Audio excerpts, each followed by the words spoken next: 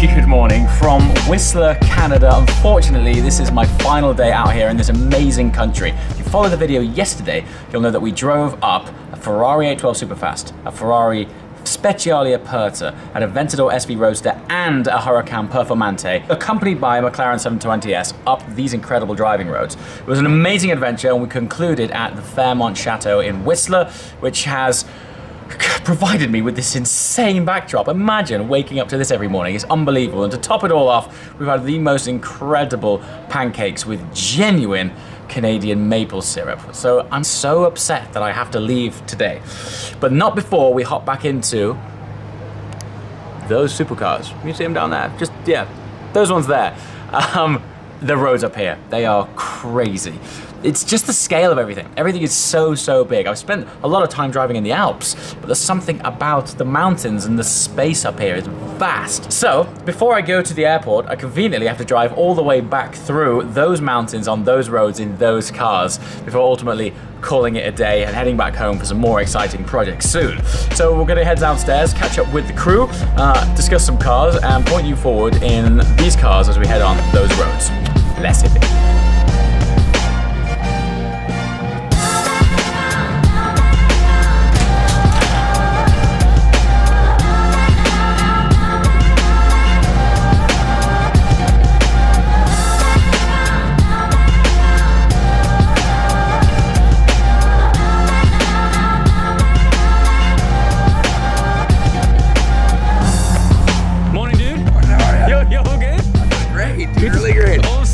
Throwing less than 94 gas. So, I've had a few comments. Okay. I've been out here for this, Skookum. Yes. What's it all about, man? Well, so it's a music festival I've been working on for quite some time. It's Yeah. in Stanley Park, Vancouver.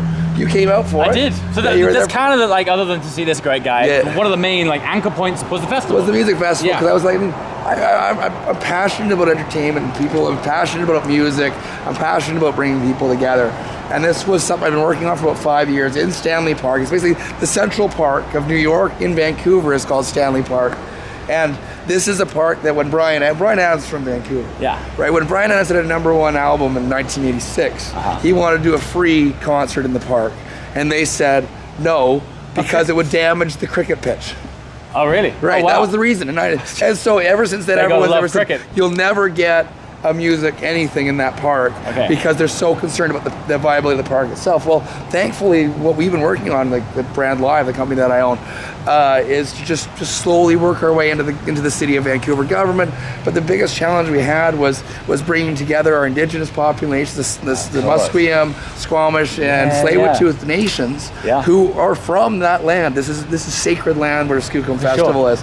So to work with the indigenous nations and getting Florence and the Machine, the Killers, lots of great Canadian. I ended up seeing the Killers. Yeah. Love the Killers, and he was like, "Dude, we got the Killers playing Sunday now, so I'll see you there." Yeah, exactly, right. They were amazing as well. Incredible. So we had for the first year of the festival, we had over 20,000 people a day, probably a bit more than that. It was awesome.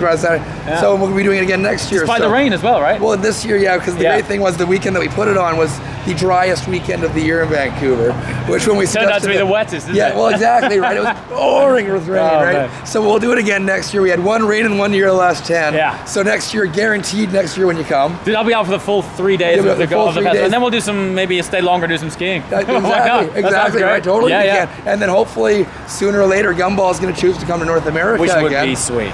And maybe we can have it end or start at Skookum Music Festival, right? Wouldn't that be a great start? For and sure. so the word Skookum, if I may, this means like all good. It means awesome. Awesome. It means it means like fair dingham or whatever. Fair dingham. Fair dingham. Like when you're Australian, fair dingham. It's like that's quality. That's good. Okay. That's awesome. Skookum means a good thing. It's really good. It's awesome. Yes. Mega. Speaking of Skookum, we're now. I mean, unfortunately, I conclude my time here today.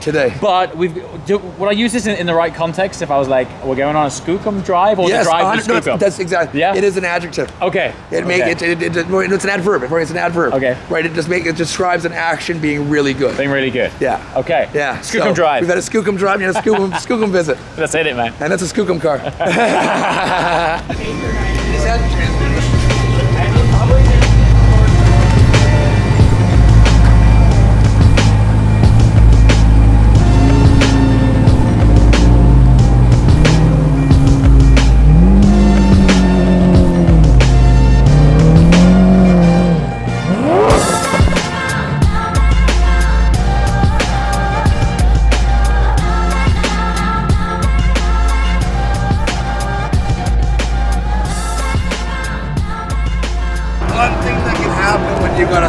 addiction is every once in a while you hit the brakes and your Slurpee will start to roll. Oh my God. Your Slurpee will start to roll. And when you go to grab it, you grab the dome lid. And all you actually so you've got like a pint of Slurpee. A Dr. Pepper Slurpee. Oh, see, what I managed to do was to do the instant replay on this. Oh, mate, it's huge. What's that? It's all down here. I know. Oh, you can I'm clean so it. sorry. You can clean it, Well, but you can clean. It's not ideal. It's not what I meant to do. It's. We'll get it. It's still, We'll it's still good. It's still good. You need a hand, man. No, I'm good. I got this. No, because as it started to roll, I went to save it.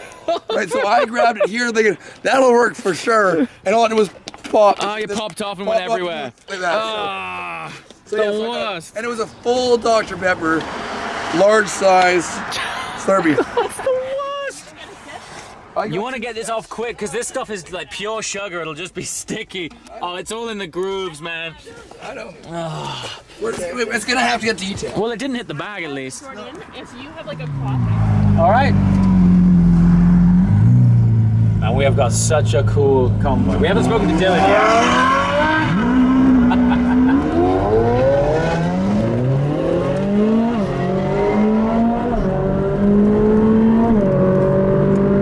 As I was saying, such a cool convoy. Dylan's the guy driving the SV Roadster. We'll try and catch up with him later.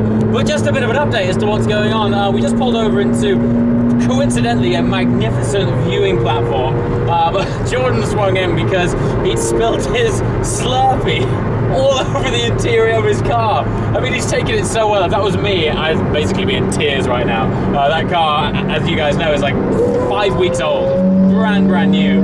But he's taking it like a champ. He's gonna drop it off at Ferrari later and get it all cleaned up. But we're on our way back now, and it's funny, I've just started to settle in. My jet lag is gone. I'm on the Canadian time zone, and I'm flying back home tonight, which sucks. But it's been an amazing journey. We've met some fantastic people. The people here, so friendly.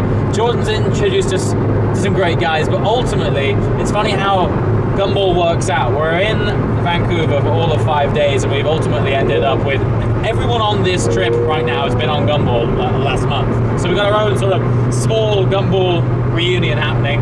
And yeah, these guys have really immersed me in the Vancouver supercar scene and the supercar culture. As I said in the beginning of my video yesterday, it transpires that Vancouver has the highest ownership per capita of supercars in the world. And when Jordan first told me, I was like, really? Because online it never really came across that way, but it wasn't until I got here and there was literally supercars parked on every street, and I was like, what? Why haven't I heard of this place? Yeah, turns out it's exploding and there's supercars everywhere. They've got this area downtown where all of the supercar dealerships are. It's one block and you can just walk and bounce between McLaren to Ferrari to Lambo, etc. It's a really cool scene. They just had a Chiron downtown and they're doing demonstrator runs in it. Now, just to put that into context, like to try and get a demonstrator drive from Bugatti is nigh on impossible. Like you have to have a track record of being able to own cars like that, and they're like, yeah, you can take it out if you want. Or actually, they'll take you out. So the scene here in terms of supercars is exploding. I want to come back because we're just scratching the surface. Anyway, we're now heading back down, winding our way back down into Vancouver, followed up by some awesome cars, and then we'll try and catch up with Dylan. I want to know his ownership experience of the SV Roadster, the significance of which is that next week I'm going to be driving the brand new Aventador SVJ. So I want to get his opinion on that car. Following it over the last few days has been amazing. It's one of the best sounding cars in the world. And every time I'm around one, I kind of want one. And then someone will remind me that they're kind of big and a bit heavy and the gearbox isn't that great. There's something about them though, the road presence, the way they sound, the way they look. It seems that Lambo kind of seem to do that better than most right now. So SVJ drive coming up next week, and we'll go and talk to Dylan about his ownership experience of what is effectively a very similar car.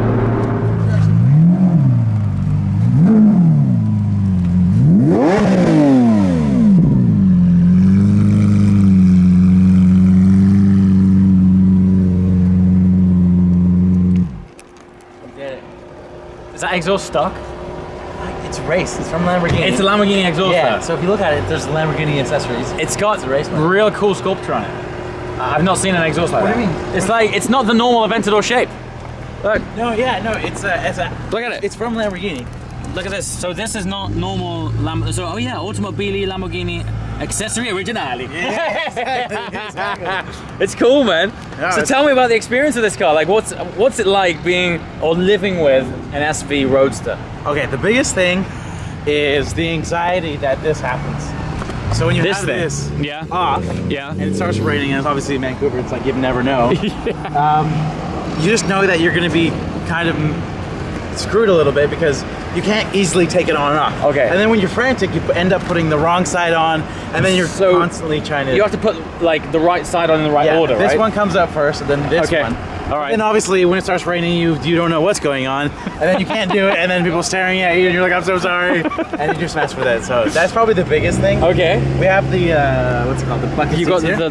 the fixed carbon buckets, which we were talking about earlier. When you immediately sit in them, it's like a rock, right? Yes. They're like super hard. Yeah. But after a while, they're like, are they okay? Yeah, you get used to it, and as long as you spread your legs. Okay. That's the to biggest give you thing. a bit of comfort. Yeah, and then there's like the grip right there, so you kind of get a thing. You can move it back and forward, but that's about it. Okay. And yeah, there's no comfort modes at all. Obviously, it's not cup holder, there's no USB, there's no Bluetooth, there's nothing. Really? Yeah. No USB. No. Wow. Well, I mean, there might be. Someone might say that there is. I can't find it. Yeah. What's amazing about these cars is inside, like they're so big. Yeah. Yet there's nothing in there. Yeah. There's not even a place to store your phone, right? It doesn't even have a glove compartment. Yeah, No and also compartment. this is now illegal in Canada. So this whole carbon fiber thing. Yeah. So this is all illegal now because. Are you serious? Yeah, because if you get hit on this side, it's just gonna splinter. It's gonna splinter. That is It's basically shrapnel. It's more dangerous to be in It's this. more dangerous. 'Cause even if you don't die, you might get messed up. So are you gonna have to retrofit something else? No, or is it okay? think you can't. They're gonna do something. So as of now, so next time you order a car, you won't be able to have carbon inside the door. because it's I don't know. Crash structure Yeah, thing. they just said you can't do it anymore because it's shrapnel. I mean, fair enough. Like it's all good until it's not. Exactly. It's all good until you've got some carbon fiber shards in your ribs. And then you're like, then it's like not fun anymore. This also has the I think it's the passport radar detector on the right side of the steering wheel. right hand side of the steering wheel. And you can see all it's built in. Oh yeah. See it right there? Look at this here. So this is your radar jamming system here. And how does it work? When it senses something. Yeah, and then it basically jams the radar, and then you're supposed to hit it again so that they have to get a reading, right? So they can't not get a reading. Otherwise, it's illegal to jam their thing. So what happens is it's actually more anxiety-inducing having it on than just not. So I just keep it off. Okay. It just get hit all the time, and you start getting paranoid. Where are they coming from? What's happening? Am I being followed? Serious? Yeah. Oh, so I just man. turn it off. But it's really well integrated. Yeah, and also the Look at you this, see it's the tiny. rear view mirror has Yeah. so it'll tell me like when if the K band hits me. Yeah. It'll show me right there. It shows in the mirror. Yeah, yeah. Wow. So actually, That's very cool.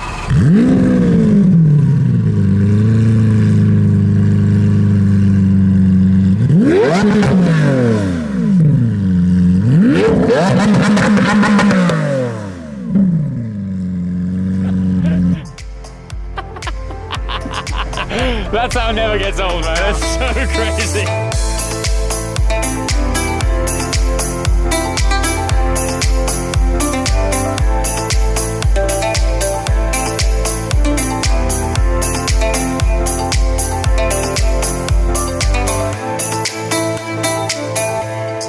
And we're back, right to where the journey began. The Speciale Aperta has been fantastic, the 812 Superfast even more so. But unfortunately, I now have to catch a plane back to the UK and then immediately to Hungary for a very special event, and then on to Portugal for an even more special event. So stay tuned, there's two really big car updates coming soon, and also a massive announcement on the channel, so please be sure to subscribe because I do not want you to miss out on this one. Massive thank you to Jordan for arranging this week for me. I hope you've enjoyed the adventures in Canada. More information below, by the way, on his Skookum Festival. It was absolutely fantastic. As always, guys, thanks for watching. I shall see you next time. Ciao.